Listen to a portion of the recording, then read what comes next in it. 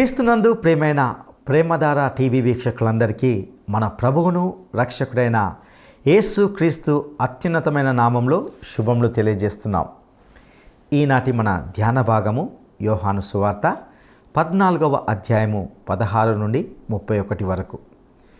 ఇందులోని ప్రతి మాట శిష్యులను ప్రోత్సహించేవిగా ఉంటున్నాయి. ముఖ్యంగా తాను వెళ్ళిన తర్వాత వారికి ఆదరణకర్తను పంపుతాననే వాగ్దానాన్ని ఇందులో మనం గమనిస్తాం. కొంతకాలమైన తర్వాత నేను మీకు భౌతికంగా కనబడను, అయితే మిమ్ములను ఆదరించి నడిపించే పరిశుద్ధాత్మ శాంతిని ప్రసాదిస్తాడని ప్రభువు తెలియజేస్తున్నాడు.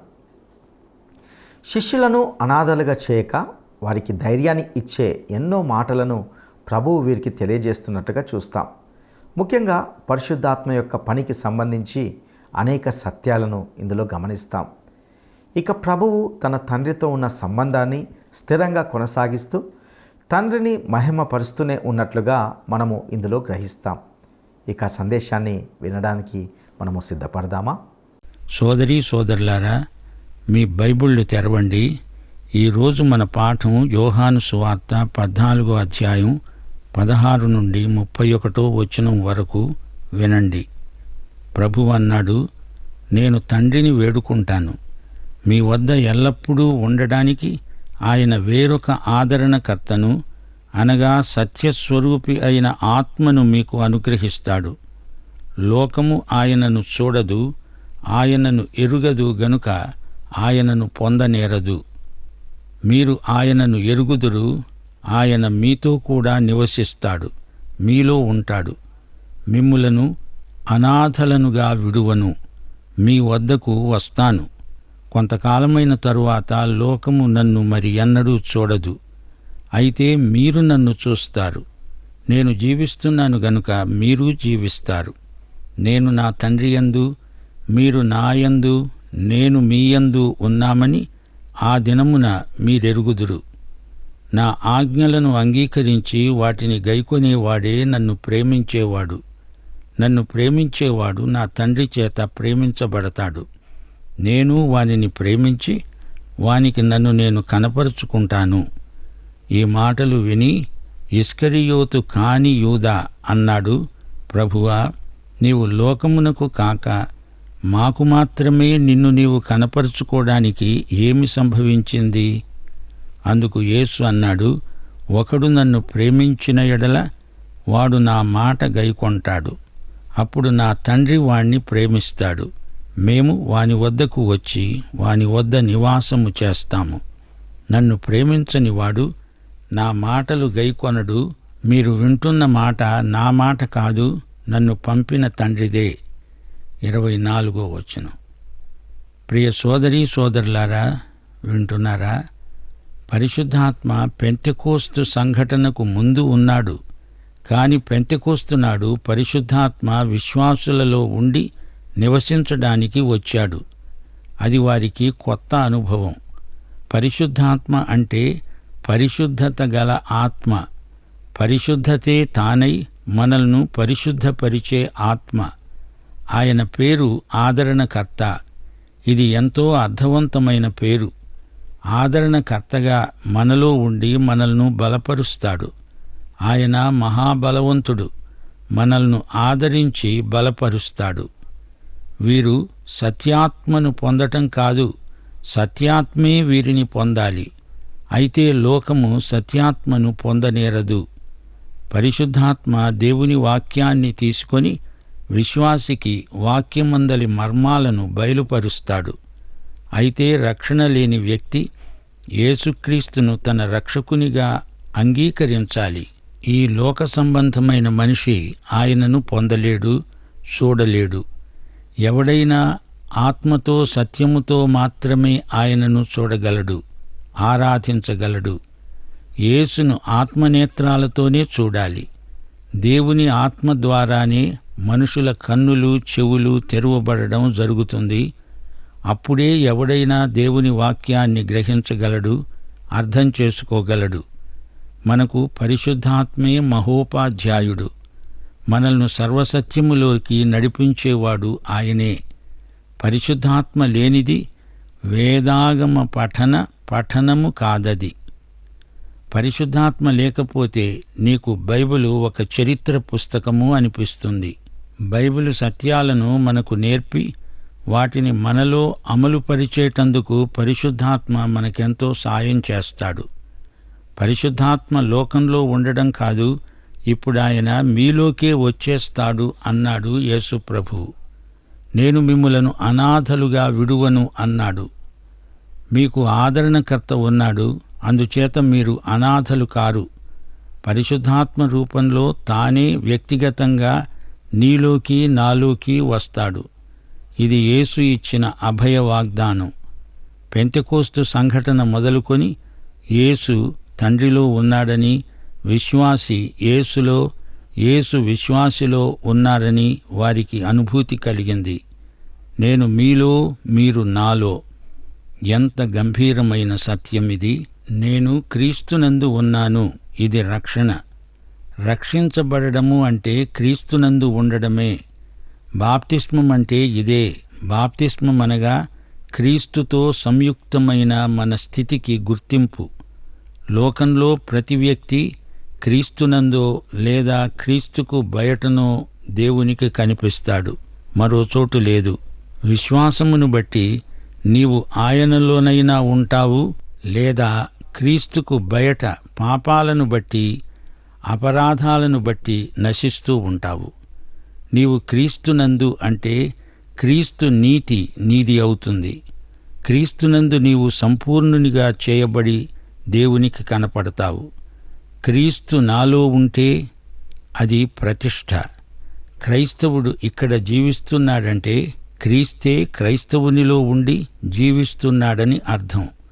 సోదరుడా, సోదరి, నీ సంగతేమిటి? క్రీస్తు నీలో జీవిస్తున్నాడా? గలతీ పత్రిక 2వ అధ్యాయం 20వ వచనంలో పౌలు ఈ సత్యాన్ని విశదీకరిస్తూ అన్నాడు, నేను క్రీస్తుతో కూడా సిలువ వేయబడి ఉన్నాను. ఇకను జీవించేవాడను నేను కాను, క్రీస్తే నా యందు జీవిస్తున్నాడు. ఇప్పుడు శరీరమందు నేను జీవించే జీవితము నన్ను ప్రేమించి నా కొరకై తనను తాను అప్పగించుకొనిన దేవుని కుమారుని యందలి విశ్వాసము వల్ల జీవిస్తున్నాను. దేవునికి స్తోత్రం. శ్రోతలు వింటున్నారా? యేసు ఆజ్ఞలను పాటించని వాడు ఆయనను ప్రేమించటం లేదని అర్థం. తనను ప్రేమించే వారికే యేసు కనపడతాడు. ఇది దర్శనం కాదు, ఊహా చిత్రణ కాదు. యేసు తన ప్రేమికులకు మాత్రమే సాక్షాత్కరిస్తాడు. పరిశుద్ధాత్మే నీలో నాలో ఉండి యేసును, యేసు సంగతులను మనకు ప్రత్యక్షపరుస్తాడు. లేఖనాలలో యేసు ప్రత్యక్షమవుతాడు. ఇస్కరియోతు కాని యూదా ఒక ప్రశ్న అడుగుతున్నాడు, ప్రభూ, మేము నిన్ను చూస్తుంటాము, వింటూ ఉంటాము, లోకం మాటేమిటి? లోకాన్ని నీవెందుకు మర్చిపోతున్నావు? ఈ ప్రశ్నకు జవాబే ఈ అధ్యాయం చివరి వరకు ఉంది. లోకం యేసును చూడాలంటే, ఆయన మాటలు వినాలంటే మన ద్వారానే అది సాధ్యమవుతుంది. విధేయులమైన మన ద్వారానే యేసు వారికి కనపడతాడు. యేసు మాటలు వారు వింటారు. మరో మార్గం లేదు. వృత్తిరీత్యా బోధకులైన వారు కాదు, చిత్తవృత్తి ద్వారా యేసుతో సమైక్యమైన వారే యేసును ప్రతిబింబించగలరు, యేసు మాటలను ప్రతిధ్వనించగలరు. ఏదో స్థానిక సంఘ సభ్యుడివైనంత మాత్రాన ఇది జరగదు. మన విధేయతను బట్టి మన ప్రేమ రుజువవుతుంది. ప్రియ సోదరి, సోదరుడా, నీవు ఆయనను ప్రాణాధికంగా ప్రేమించగలవా? నీ క్రమశిక్షణాత్మక జీవితంలో యేసు ప్రేమ వెల్లడి అవుతుంది. యేసును వాస్తవంగా నీవు అనుభవించగలుగుతావు. యేసు తన తండ్రిని ఎంత ప్రేమించాడో నీవు యేసును అంతగా ప్రేమించాలి. 25వ వచనం నుండి ప్రభు అంటున్నాడు, నేను మీ వద్ద ఉండగానే ఈ మాటలు మీతో చెప్పాను. ఆదరణకర్త అనగా తండ్రి నా నామమున పంపబోయే పరిశుద్ధాత్మ సమస్తమును మీకు బోధించి నేను మీతో చెప్పిన సంగతులన్నిటినీ మీకు జ్ఞాపకం చేస్తాడు. శాంతి మీకు అనుగ్రహించి వెడుతున్నాను, నా శాంతినే మీకు అనుగ్రహిస్తున్నాను. లోకము మీకు ఇచ్చేటట్లు నేను మీకు దాన్ని అనుగ్రహించటం లేదు. మీ హృదయాన్ని కలవరపడనీయకండి, వెరవనీయకండి. నేను వెళ్ళి మీ వద్దకు మరల వస్తానని చెప్పిన మాట మీరు విన్నారు గదా. తండ్రి నాకంటే గొప్పవాడు గనుక మీరు నన్ను ప్రేమించిన ఎడల నేను తండ్రి వద్దకు వెడుతున్నానని మీరు సంతోషిస్తారు. ఈ సంగతి సంభవించినప్పుడు మీరు నమ్మాలని అది సంభవించకముందే మీతో చెబుతున్నాను. ఇంకా విస్తరించి మీతో మాట్లాడను. ఈ లోకాధికారి వస్తున్నాడు. నాలో వానికి ఏమీ దొరకదు, నాతో వానికి సంబంధమేమీ లేదు. నేను నా తండ్రిని ప్రేమిస్తున్నానని లోకము తెలుసుకునేటట్లు తండ్రి నాకు ఆజ్ఞాపించినది నేను నెరవేర్చటానికి నేను ఈలాగు చేస్తున్నాను.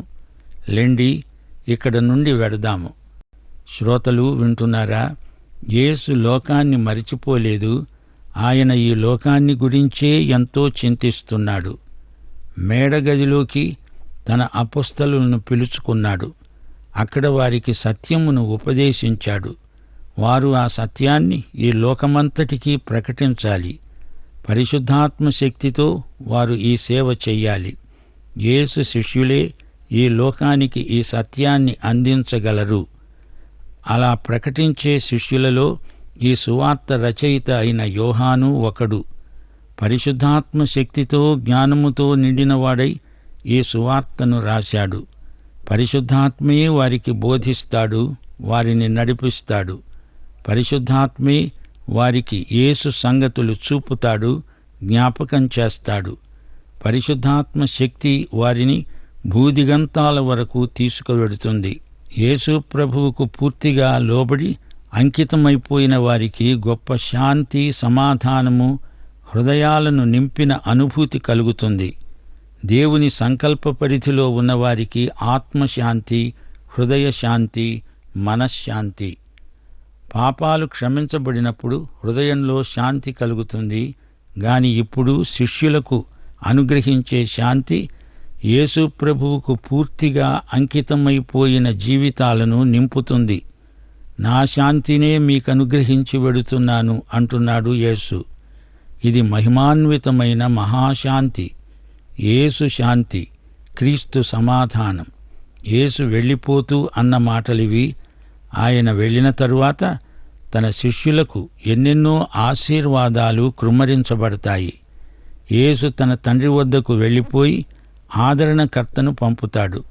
కొన్ని గంటల వ్యవధి మాత్రమే ఉంది. నేనిక మీతో విస్తరించి మాట్లాడలేను అంటున్నాడు ప్రభువు. వారు వచ్చి ఆయనను బంధిస్తారు. శిష్యులందరూ చెదిరిపోతారు. ఈ లోకాధిపతి అయిన సైతాను వస్తున్నాడు. గెత్సెమనీ తోటలో శత్రువైన సైతాను ఆయనను ముట్టడించబోతున్నాడు. ఆ తరువాత లోక పాపముల కొరకై ఆయన శిలువ మీదికి వెళ్ళిపోతున్నాడు. ఆయన ఆరోహణమైన తరువాత ఆదరణకర్త వచ్చి వారిలో నివాసముంటాడు. నేను మిమ్ములను అనాథలనుగా విడువను. ఈ మాట అన్నప్పుడు శిష్యులకు ఎంతో ధైర్యం కలిగింది. వారి భయాన్ని పోగొట్టిన అభయమిది. తండ్రి లేని పిల్లలు అనాథలు. నేను మిమ్ములను అనాథలనుగా విడువను అన్నాడు యేసు. నేను తిరిగి వస్తాను, ధైర్యంగా ఉండండి. యేసు చనిపోతాడు, 3వ రోజున మృత్యుంజయుడై లేస్తాడు. సమాధిని జయించిన యేసు, ఆయన యందు మనం చిరంజీవులమవుతాము. యేసు జీవం మనకుంది, అది నిత్య జీవం. యేసు పునరుత్థానుడై లేచినప్పుడు వారి నిరీక్షణ ఈడేరింది. ఆయన దేవుని కుమారుడని, ఆయన సజీవుడు కాబట్టి తాము సజీవులము అని అప్పుడు వారు గ్రహించారు. దేవుడు యేసును ఎంతో ప్రేమించాడు. యేసు దేవుణ్ణి ప్రేమించాడు. దేవుడు మానవులను ప్రేమించాడు. మానవులు యేసు ద్వారా దేవుణ్ణి ప్రేమిస్తారు. మనుష్యులు ఒకరినొకరు ప్రేమిస్తారు. పరలోకము, భూమి, మానవుడు, దేవుడు, మనుష్యుడు, తోటి మానవుడు, ఈ విధంగా అన్ని సంబంధాలలో ప్రేమే ప్రవర్తిల్లుతుంది. ప్రేమ విధేయతను చూపుతుంది.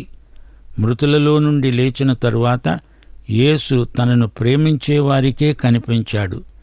యూదులలోని అవిశ్వాసులకు, శాస్త్రులకు, పరిసయ్యులకు ఆయన కనిపించలేదు. విశ్వాససహితమైన ప్రేమ వల్ల దేవుని ప్రత్యక్షం రానురాను ఎక్కువగా అనుగ్రహించబడుతుంది. యేసు ఆజ్ఞలను అనుసరించేవారే దేవుని ప్రత్యక్షం పొందుతారు. దేవునితో సహవాసము, దేవుని ప్రత్యక్షము దేవుణ్ణి ప్రేమించే వారికే అనుగ్రహించబడతాయి. యేసుకు విధేయులైన వారే ఆయనను సరిగా అవగాహన చేసుకోగలరు. ఆయనతో నడిచేవాడు ఆయనకు విధేయుడై ఆయనను ప్రేమించేవాడై ఉండాలి. పరిశుద్ధాత్మ మనకు సమస్తము బోధిస్తాడు. క్రైస్తవునికి నేర్చుకునే మనస్సుండాలి. పరిశుద్ధాత్మ ఇంకా ఇంకా లోతైన సత్యాలు నేర్పుతూ ఉంటాడు. నేను నేర్చుకునేది ఏదీ లేదు అనుకునే విశ్వాసి పరిశుద్ధాత్మను ఎరుగడు అని అర్థం.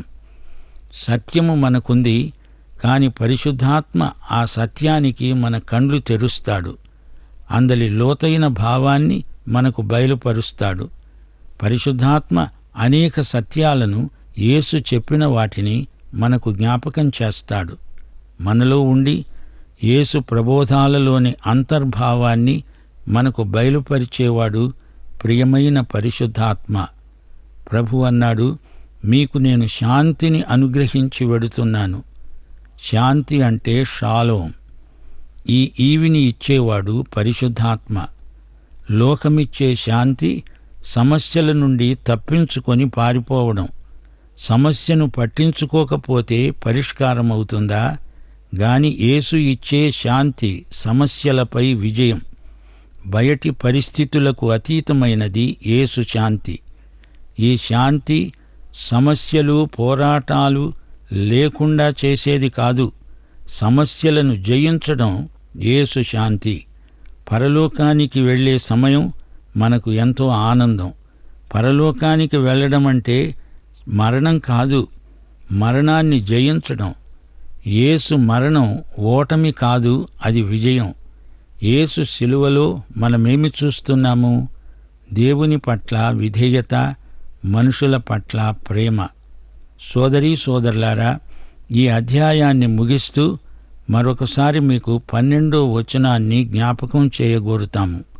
ప్రభు అన్నాడు, నేను తండ్రి వద్దకు వెడుతున్నాను గనుక నేను చేసే క్రియలు నాయందు విశ్వాసముంచేవాడు చేస్తాడు. వాటికంటే మరి గొప్పవి కూడా అతడు చేస్తాడని మీతో నిశ్చయంగా చెప్తున్నాను. ఇది ప్రభువు మనకిచ్చిన గొప్ప వాగ్దానం. యేసు ప్రభువు శరీరంలో ఈ లోకంలో ఉండగా ఆయన సేవ పాలస్తీనా దేశానికి పరిమితమై ఉంది. కాని ఆ తరువాత ఆయన శిష్యుల ద్వారా సువార్త అన్య ప్రాంతాలకు ప్రసరించింది. యేసు ఆరోహణమైపోయాక శిలువ సందేశం అనేక ప్రాంతాలకు పర్యాప్తమైపోయింది. పరిశుద్ధాత్మ కార్యాలు లోకమంతటా విస్తృతంగా జరుగుతున్నాయి. ఇదే అపొస్తలుల కార్యముల గ్రంథం విశదీకరించే పరమసత్యం. నేనే మార్గమును, సత్యమును, జీవమును అని ప్రభువు అన్నప్పుడు యేసు మార్గం చూపేవాడు మాత్రం కాదు, ఆయనే ఆ మార్గమై ఉన్నాడని భావం. యెషయా గ్రంథం 30వ అధ్యాయం 21వ వచనం క్రీస్తునందు నెరవేరింది. మీరు కుడితట్టైనా ఎడమతట్టైనా తిరిగినా ఇదే త్రోవ, దీనిలో నడవండి అని నీ వెనుక నుండి ఒక శబ్దము నీ చెవులకు వినపడుతుంది. యేసు ఏ సత్యాన్ని బోధించాడో ఆ సత్యమే తానై ఉన్నాడు. క్రీస్తునందు నైతిక పరిపూర్ణత సాక్షాత్కరించింది. యేసు ప్రేమ జీవమై మనుష్యులకు వెలుగై ప్రకాశించింది. నన్ను చూచినవాడు తండ్రిని చూచి ఉన్నాడు అని ప్రభువు ఫిలిప్పుతో అన్నాడంటే దేవుడు మానవుడై ఎలా జీవించాడో మనం చూడాలని అర్థం. ఆయన పనిచేసిన తీరు, శిలువపై చనిపోయిన విధానం మనకు మాదిరిగా చూపాడు. మన రక్షణ కోసం మానవుడై ఆయన ఎలా మాట్లాడాడో, ఎలా పనిచేశాడో మనం చూడగలం. యేసును చూచినవాడు దేవుణ్ణి చూచినట్టే. ఆయన మాటలు అచ్చం దేవుని మాటలే. యేసు ద్వారా దేవుడు మానవులకు ఎంతో సన్నిహితుడయ్యాడు. దేవుని ప్రేమను మహిమను మానవులకు చూపినవాడు యేసుక్రీస్తు. దేవుడెలా ఉంటాడు అంటే యేసులాగా ఉంటాడు. కనపడని దేవుడు యేసుగా మాత్రమే కనిపిస్తాడు. దేవుడు యేసై మాట్లాడాడు. దేవుని మనస్సును, దేవుని హృదయాన్ని మానవులకు చూపినవాడు యేసు. ఆయనను చూస్తూ దేవుడెలా ఉంటాడని అడుగుతావేమిటి ఫిలిప్పు అన్నాడు యేసు. నడిపించే మార్గము, మాట్లాడే సత్యము, బ్రతికించే జీవము క్రీస్తే అని ఈ 14వ అధ్యాయం మనకు ఉపదేశించింది. ప్రియ సోదరుడా, సోదరి, నీవు ఈ యేసుక్రీస్తును ఎరుగుదువా? ఆయనే దేవుడని, దేవుని అవతారమని ఎరిగి నిత్య జీవాన్ని అనుభవిస్తున్నావా? దేవుని ప్రత్యక్షం యేసే అని దేవుని వాక్యం తేటగా చెబుతోంది, చూపుతోంది. పాఠం ఇంతటితో సమాప్తం. తండ్రి యొక్క ప్రేమ, యేసుక్రీస్తు యొక్క కృప, పరిశుద్ధాత్మ యొక్క ఆదరణ సదాకాలము మనకందరికి తోడై ఉండునుగాక. ఆమేన్. ప్రియులారా, ఇంతవరకు విన్నటువంటి సందేశం ద్వారా మనము ఎన్నో శ్రేష్టమైన సత్యాలను తెలుసుకుని ఉన్నాం. ఇందులోని ప్రతి మాట శిష్యులను ప్రోత్సహించేవిగా ఉంటున్నాయి. ముఖ్యంగా తాను వెళ్ళిన తర్వాత వారికి ఆదరణకర్తను పంపుతానని వాగ్దానాన్ని ఇందులో మనం గమనిస్తాం. కొంతకాలమైన తర్వాత నేను మీకు భౌతికంగా కనబడను, అయితే మిమ్మల్ని ఆదరించి నడిపించే పరిశుద్ధాత్మ శాంతిని ప్రసాదిస్తాడని ప్రభువు తెలియజేస్తున్నాడు. వాస్తవానికి శిష్యులు ప్రభు యొక్క మాటలు విన్నప్పుడు ఎంతో కలవరపడ్డారు. అయితే శిష్యులను అనాథలుగా చేయక వారికి ధైర్యాన్ని ఇచ్చే ఎన్నో మాటలను ప్రభువు వీరికి తెలియజేస్తున్నట్టుగా చూస్తాం. ముఖ్యంగా పరిశుద్ధాత్మ యొక్క పనికి సంబంధించి అనేక సత్యాలను ఇందులో తెలియజేస్తున్నట్లుగా మనం గ్రహించాం. పరిశుద్ధాత్మ మన ఆదరణకర్త. ఆయనే మనకు శాంతిని ప్రసాదించువాడు. ప్రతి విషయంలో ఆయన మనకు ఆలోచన చెప్పి మనలను నడిపిస్తాడు. ఈ లోకము అట్టి శాశ్వతమైన శాంతి మనకు ఇవ్వలేదు. ఇక మనము యేసును ప్రేమిస్తున్నామంటే ఆయన ఆజ్ఞలకు తప్పకుండా లోబడాలి. ఇదే సత్యాన్ని ప్రభు మనకు ఇందులో జ్ఞాపకం చేస్తున్నాడు. ఆయన బిడ్డలుగా ఆయన వాక్యానికి క్రమంగా మనము లోబడదామా? అట్టి కృప దేవుడు మనకు దయచేయనుగాక. దైవాశీస్సులు.